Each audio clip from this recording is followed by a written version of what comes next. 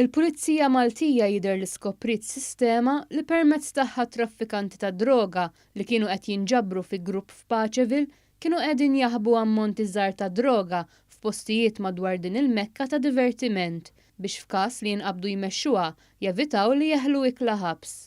Il-qorti ppreseduta mill-Maġistrat Natasha Galja Xiberras semet dan waqt smigħ ta' każ li fih 3 irġiel barranin ta' bejn 22 sena u 23 sena ġew arrestati u mixtija b'pussess ta' droga waqt il-jiem tal-Festi ta' Santa Marija.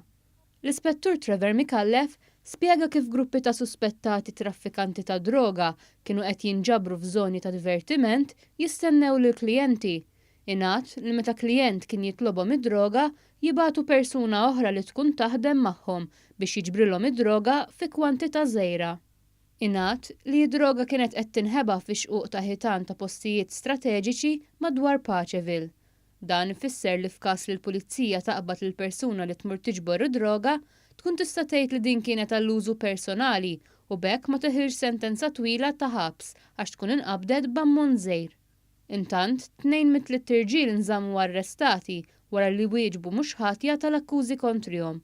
It-tielet wieħed ingħata l-ħelsien mill-arrest wara li l-qorti qiset il-fatt li l-akkużat wieġeb ħati fi stadju bikri tal-investigazzjonijiet kellu kondotta nadifa u nstab b'ammont żgħir ta' droga.